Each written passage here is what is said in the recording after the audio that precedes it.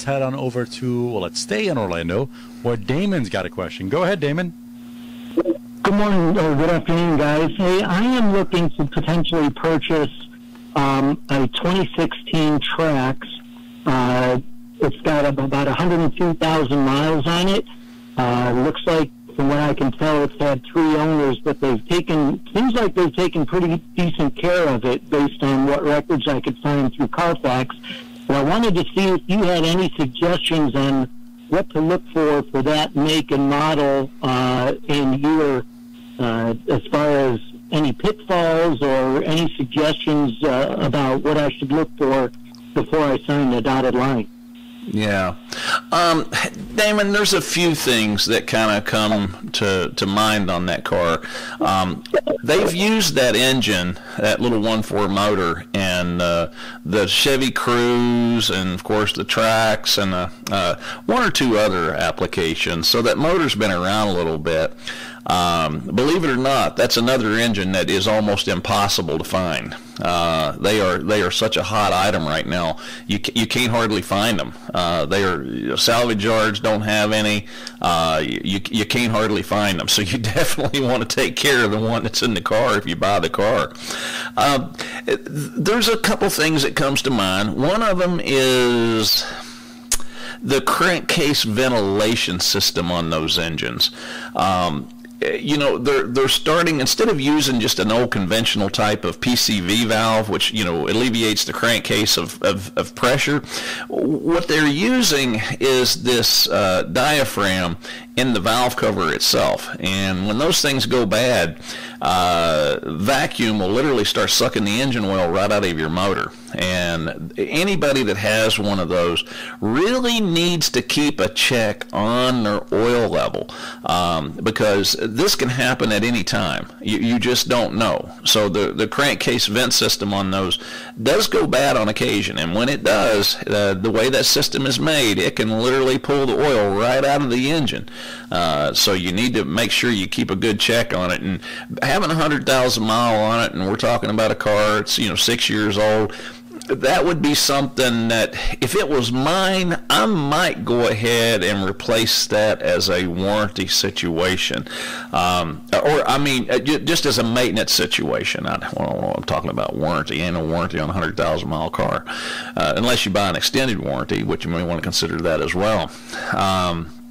That is the one thing that does come to mind. The other is everything cooling system wise, and it's just not on that car. The reason I'm bringing it up because of it being on that car is because that's why these things usually need engines. And let me explain. I don't care whether it's the radiator hose that goes to the engine or a bypass hose, everything that they connect to is made out of stinking plastic.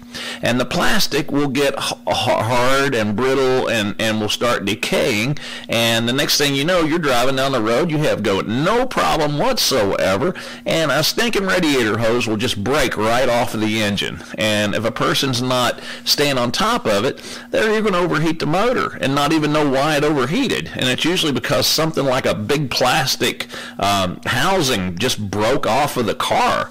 It is so common, and that's what's taking engines out nowadays, is overheating because of all these plastic fittings and adapters that go onto the engine. I don't know why they want to make them out of plastic, but that's how they're coming from the manufacturer. I just tell you how to fix them. I don't invent the stuff, folks. But those are things on a 100,000 mile car I would be concerned with. And you know, the crankcase vent system on that one, the hoses and all the plastic cooling system fittings and things like that, they're not real expensive, but they can cause some expensive problems. So those are the sort of things, Damon, that I would be concerned with. Other than, you know, of course, you buy a car like that, the first thing you're going to want to do is switch it all over to AMSOIL.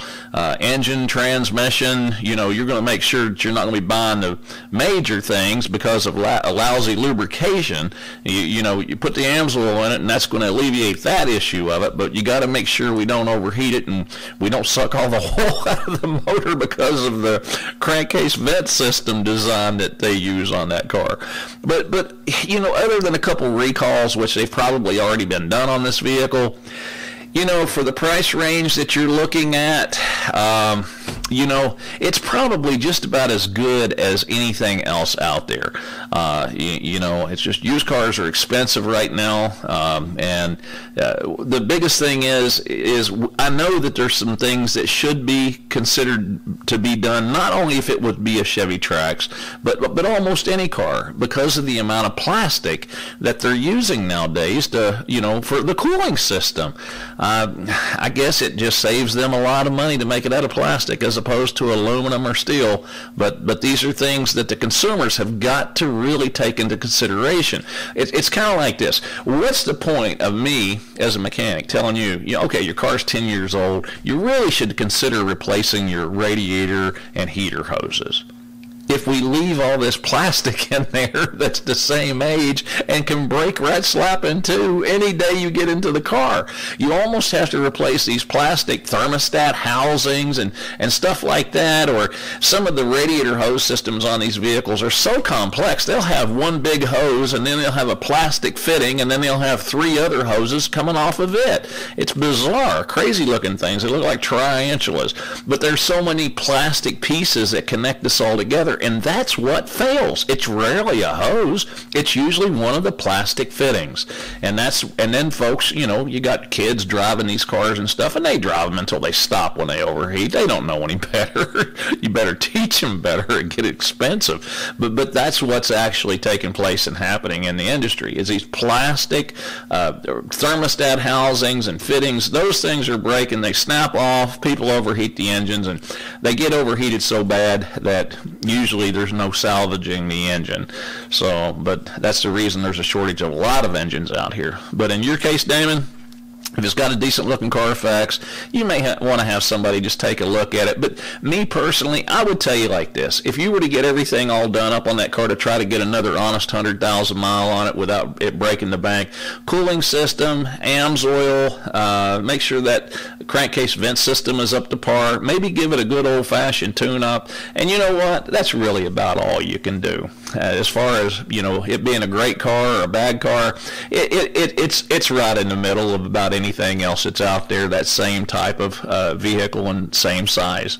I appreciate your call and wish you have a great weekend.